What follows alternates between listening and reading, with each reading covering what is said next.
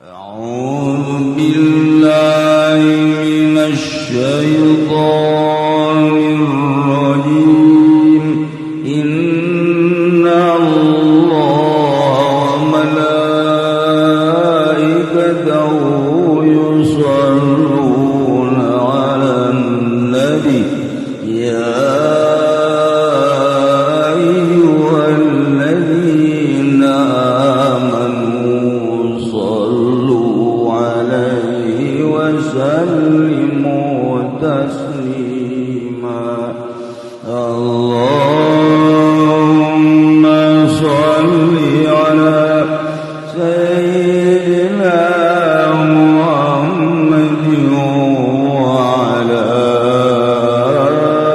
آل سيدنا محمد كما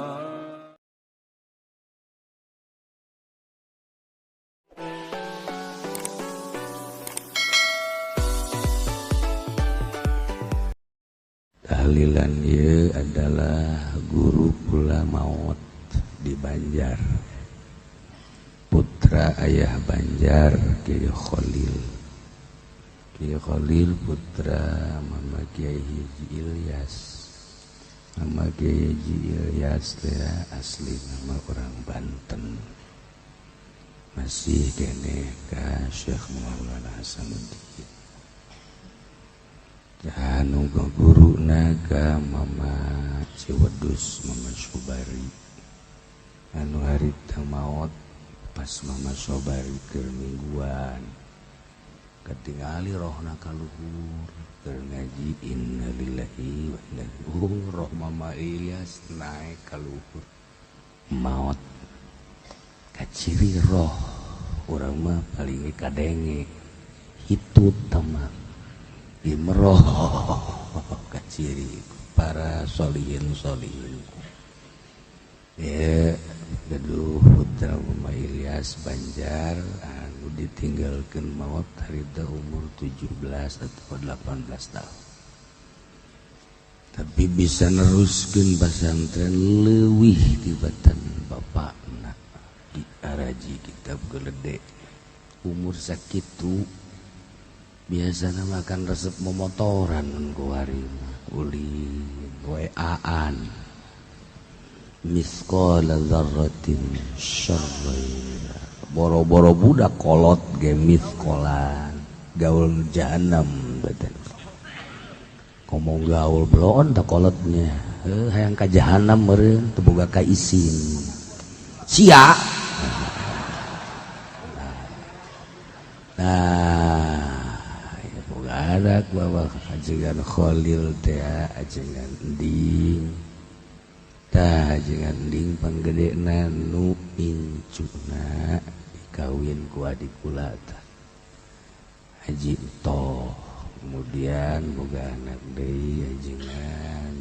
kitu endun terus kebeladen awewe terus aya deui terus aya ajengan Mumu dengan kakak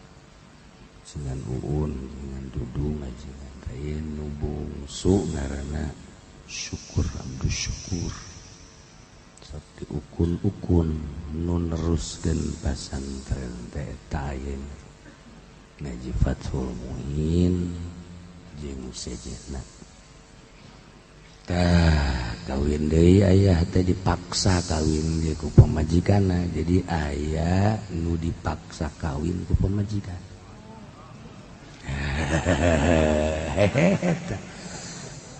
cuma suka jususian bangun hayang nasib sia bae geus kitu tah cek nyai cek nek ni aya nek di ditu mah sebab aya dua kolot harita cek ni memajikan ayah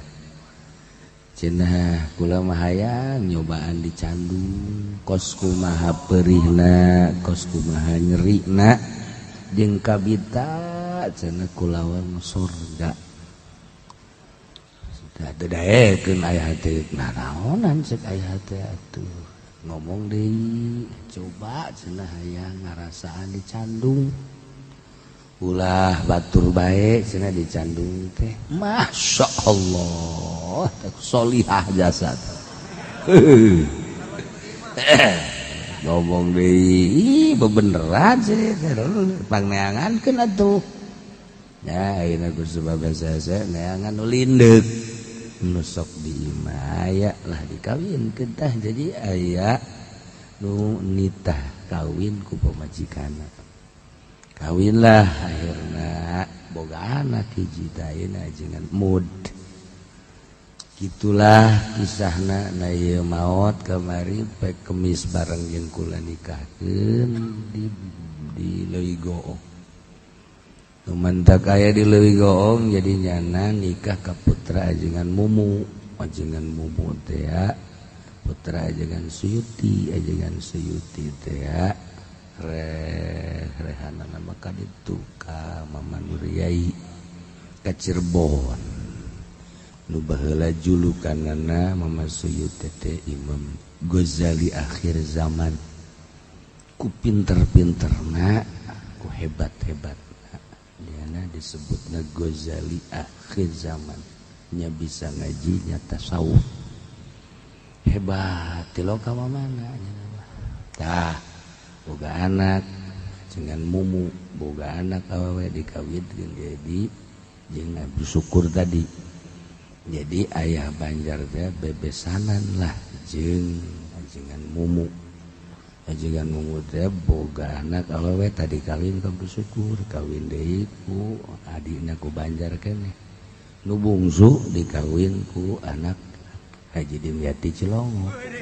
kula teh geus kumaha atuh tah eta teh turunan Cirebon silsilah raya lengkap nyambung-nyambungna aya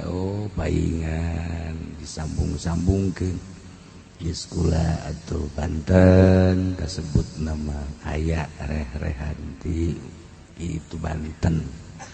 itu di Cirebon nyambung Banten Cirebon keneh tah bari neruskeun di Banjar teh eta jangan syukur katalah jangan ukun tawadu delok itu terus atuh bisa ngaji kos teh bisa ngaji bae kitu jelema bari ngaji mah teu kaciri bisa ngaji tapi wayah ngaji bisa teu kaciri bisa ngaji lalagaan heureuyan tapi wayah ngaji bisa aya nu kaciri bisa ngaji hebat wayah ngaji teu bisa si eta teh mah eta lah ilah jalukna kisah salila hirup yang nama Muria ge salila hirup teh dibere panyakit ku Gusti salila hirup ti leuletik terus datang ka gede datang ka maot teh boga panyakit cuman biasa bae Masya Allah sabar teu boga anak nah Kemis itu babarengan jeung kula nikahkeun di Garut Leuwi Goong Kemis kamari manehanana lamaran putra alona ka Kadungora jadi teh aya penyakit maksudna teh penyakit anu serius penyakit biasa sehat jantung sehat paru-paru sehat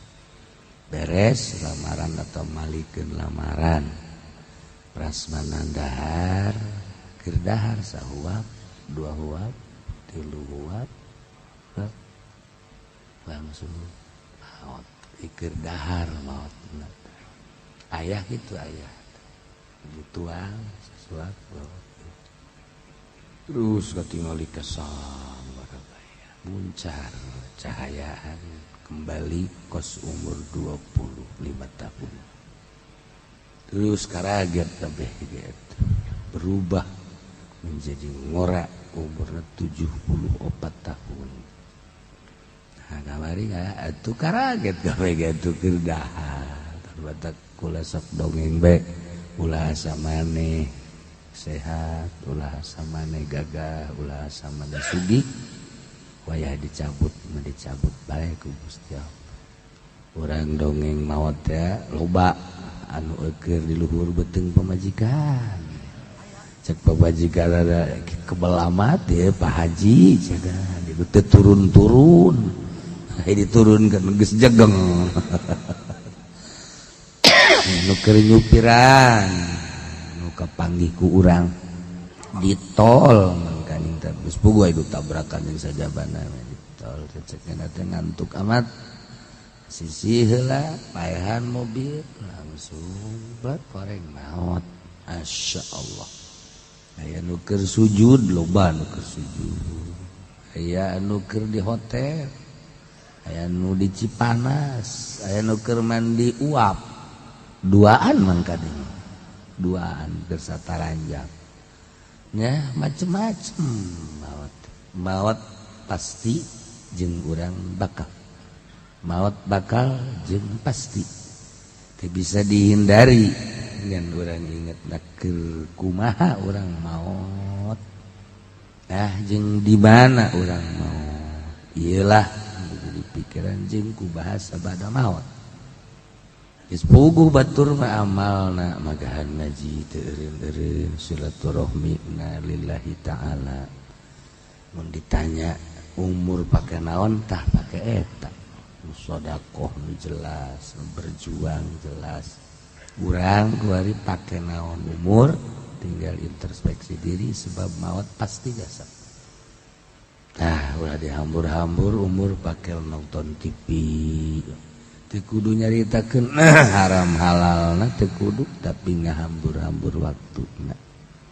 teu kudu nyaritakeun haram halal jadi fitnah can karuhan haramna can karuhan geus pokona urang ngajaga waktu make ibadah bagus loba pisan nu ku urang kasaksian tingali maot teh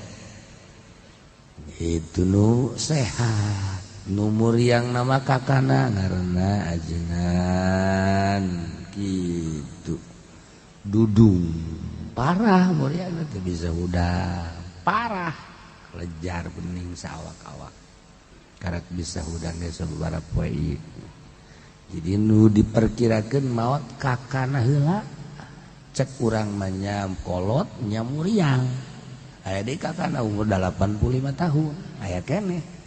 nya kolot nya muriangan eta anu diperkirakeun mah maot eta nu muriangan bae kakana adina nah iyalah maot ya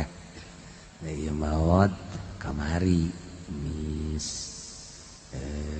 naon kitu jam 12 simkuring langsung ka ditu malam Jumat di Banjar kemudian pulang isuk-isuk Jumat nasamir tua berarti jeung simkuring tadi Banjar teh anu istiqomah itu ngajina kemudian ngimamanana jadi ngepalaan tah eta kamari maot nu urang kuari ditahlilah urang doakeun mudah-mudahan dihampura sakabeh dosana dilegakeun tur dicaangkeun di kuburanana diberi kanikmatan kubur ku Gusti Allah